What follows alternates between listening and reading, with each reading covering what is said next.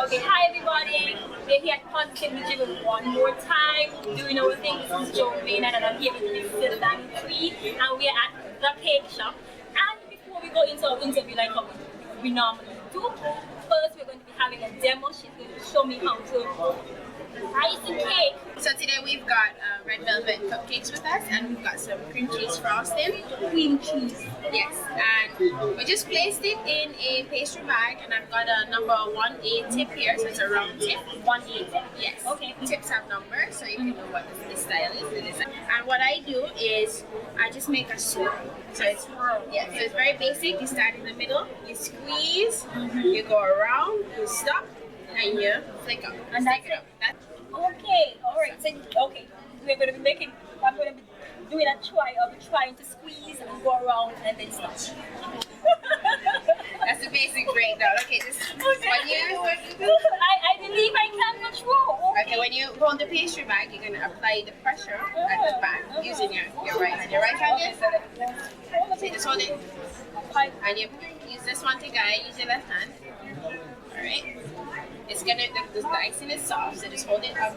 In the meantime, I'm just gonna move these In the bag. Yeah. All right, let's go. Remember, squeeze. Hold it straight up, straight. Straight up. Pressure. Squeeze. Squeeze. Circle. Come on. Squeeze. I'm squeezing. Okay. Okay, that's terrible. Let's try it again. Come on. We got a few more. Oh my god. Squeeze. Go around. Go around. And then stop. All right, we got a few more. Let's just try it. Okay, here's what. Before you do it, just focus. You're gonna squeeze at the center of the cupcake. So you're gonna Squeeze at the center. yeah. Squeeze. Go around. You gotta do it simultaneously. Oh my god, no. This is harder than it looks. This is Yeah, you see, frosting cupcakes. All right, one more time. Let's see if you get it. Okay, this is okay. Come on.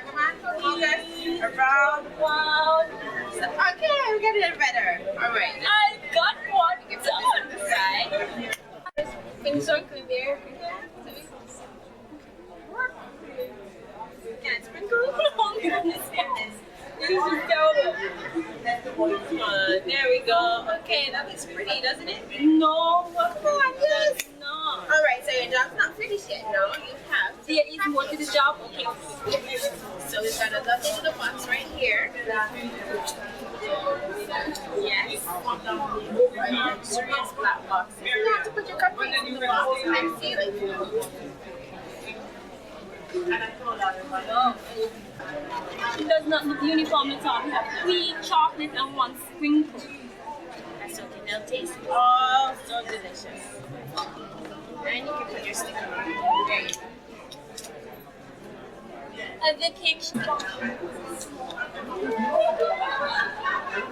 And we're doing our cupcakes at the cake shop. Okay.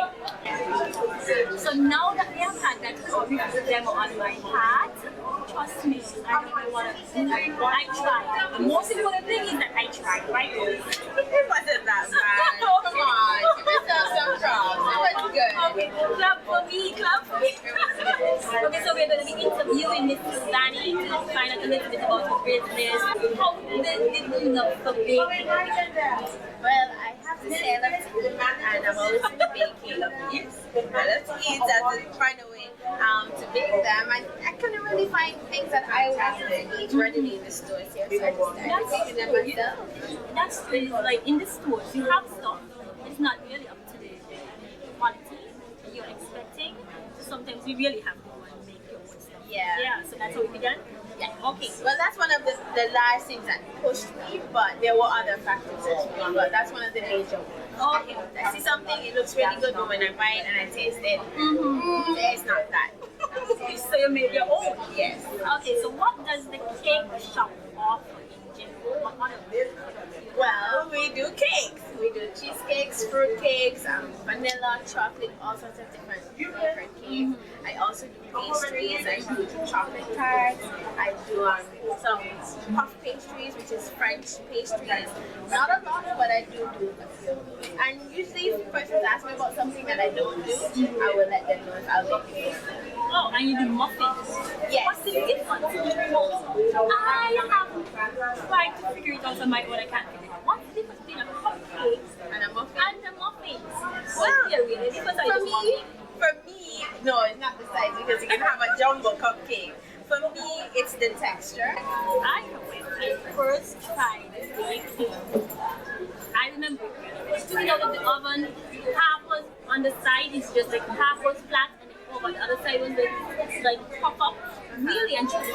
Was that the same instant for you? When you tried your hand at It baking? wasn't. So what for your first attempt? The first time that you put your hand in, I put honestly everything together, cannot. it came out perfect. I can't remember, but I'm sure I ate it, so it would have tasted good.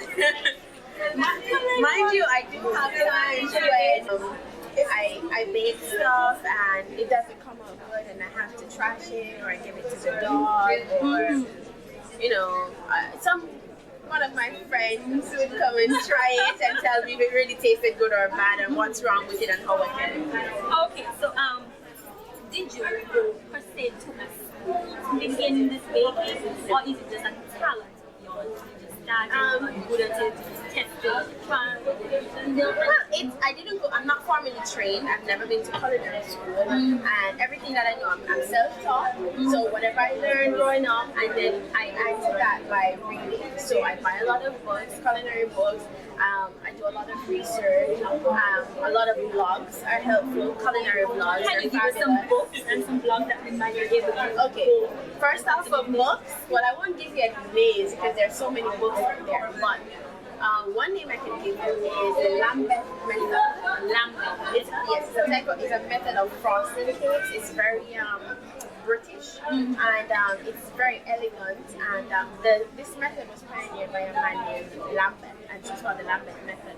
And this book it's really our treasure, it's a resource. I'm actually trying to get my hands on one of them. So, seeing that you're in the teething stages, I'm sure that you had some of those kind of moments where you're wondering whether or not I should or I shouldn't, whether this is the right time, should I get more information before I even step out, those kind of things. I thought about a lot of those things, but I wasn't fearful. I've never been afraid of starting a business. And I think what I did or what helped me a lot is research. So think about it, don't just dive into it and say, well, I'm opening a store. Start making your product, start marketing among your friends, start getting them to give you buy-in about your product or your service. How is it? And start little and gradually build it up. So don't just look at it like a big thing and oh my gosh, I'm going to be overwhelmed. Take it simple, break it down, and if you can, get a business plan. Start and write down what you aim to do, what is your product, what makes you different from everybody else offering this, and go and test it out before you actually invest. Okay, so you were talking about research. So is this okay, so instead of just randomly just throwing it out in the wind and hoping that it lasts, it's best to do research. Yeah. So what kind of research did you do? Did I do? Yes. Okay, what did I do? First of all, I made stuff. So I made treats and I would take them to my friends. I take them to other persons, maybe business colleagues, people I met, and ask them to try them. Like one time I took some cupcakes to an office and the person was very honest. They gave me their feedback. It was not the best, but they gave me the feedback and I was able to use it as a learning stuff. That's one of the things I did. Also, I look and I see what are the competitors doing. If I'm going into the market, who else is there? What are they offering? What are their strengths? What are their weaknesses? It's commonly called a SWOT analysis. So you look at the strengths, the weaknesses, the opportunities, and the threats around you, surrounding your business. And that's essentially what I did.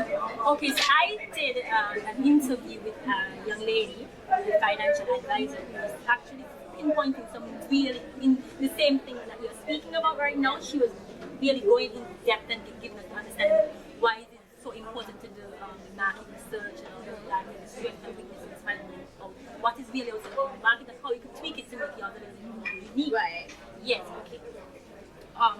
Where are you located right now? Is that you have like an area? Well, right now I bake from home. I do orders and deliveries. So you bake from home, so it's basically... So it's a home business. Okay. I do have a regular job. That That's the best. That's the best. And that's something I would advise personally. If you have a hobby, you want to turn it into a business, keep your day job and try and schedule your free time to work around it. Because it's like you keep the day job at the same time building up the business you have until eventually that business becomes your day job. Yes, exactly. That is It's over. exactly. Okay, all right. Okay. Okay. I know that being a graphic designer, people can come to you with some really strange Ideas. requests and designs and ideas. They have it in their head that it is workable and it's making sense to their brain, right? Yes. And when they come to you and they're asking you to do it, it can be difficult to get what they want, basically from paper to reality. Yeah. So have you ever had those kind of I have had those instances, and there are a few ways that I deal with that. One, sometimes it's that the person has an idea, but maybe they don't know how to express it, and so I would tell them to give me their inspiration, and then I would sketch something, or I would come up with something. This, I would need the person to give me some free range and creativity to work with. have you had Others? you ever gave it away? You just wanted what they wanted. Yeah, and that's another section how I deal with that. There are some persons who I just kindly tell them that I won't do their job because I know my skill level and maybe I'm not going to do what they want and they're not going to have it. So I would recommend someone else who I know, or if I don't, I would just politely explain to them that the level of skill or the intricacy or whatever particular request they have is not in line with my skill level. And sometimes as an entrepreneur you need to recognize when something is beyond your reach. And you just need to tell your client that it's not going to work. It's not going to work out. What would you say are the two best equipment or stuff that you are using around the business? That I value, I would have to say first off, my KitchenAid mixer. It is invaluable. If I mix my KitchenAid, yes, KitchenAid is a brand I recommend. I'm sorry, I don't use any other brand now. I swear by it. Okay. It works, it functions through power outages and storms. It functions. So that's my KitchenAid. The next thing I would have to say is a tie between my oven and my refrigerator. You know, to do cakes, you need to keep the place cool. You need to keep your frosting cool, and everybody knows St. Kitts is hot. It can So get that is pretty challenging. So I'm usually between mixing up something in the KitchenAid, sticking it in the fridge, and sticking it in the oven. Okay, so wow. So is there any other items, machinery that you would recommend people start buying? The home bakers. Yeah. Well, I would have to say it depends on what you focus on. If you're doing fondant work, you need fondant tools, modeling tools. If you're doing piping, which I love, you get a lot of piping tips. So I have over 100 piping tips. I have jumbo ones, I have mini ones, I have, I just stop. So you have like a specific brand of piping tools that you recommend to use in I usually use Antico, but it's not my favorite brand. There is another brand that I like. I just don't remember the name at the moment. But there are a few brands out there on the market. Okay. You just have to be careful in terms of where it is, the salt, and the type of metal that it's used. Right? So I usually try to get stainless steel stuff, something like antique, like cookie cutters. I'm really careful about those. I recommend that you have, I go to the stash, cake pans. I get my cake pans custom made. I don't do the character pans, so if you want character cake, I say to them that I will actually have to cut that cake by hand and design it and sculpt it. So that's whatever. So let's talk about this icing called butter icing. Buttercream? It's buttercream. It's very strange to me understanding what that is. For me, that means you're putting butter, just some cream in it, and you mix it up. It just means that you're creaming butter. That's what it is? You're creaming butter, yes? Oh my god. You are just beating the butter until it becomes creamy. So you're creaming butter, it's called buttercream. But interestingly enough, there are at least 5 different ways that I learned to make buttercream. There is one standard way that I usually use, but there are different ways of making buttercream. Oh, wow. Okay. Can you leave a few nuggets of advice to the viewers who may like to begin their business? What nuggets can you give? Get advice. get help and try and get a mentor. Whatever industry you're going to go into, look for somebody else who's been in it, see what they're doing good, what they're doing bad. And if you can go and talk to them. Maybe they'll talk to you, maybe not, but go and ask them about it. Most persons I find here have been supportive, they have helped, and they would give you guidance and say, well, this is what I did, and you have to now take the advice or leave it and make the best of it.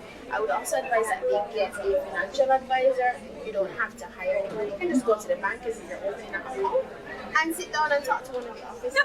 Yeah, ask them for help with a business Financial plan. advisors on the cheap. They want you to have an account with them, and if you have a business or you're opening a business, they're interested in having you as a customer.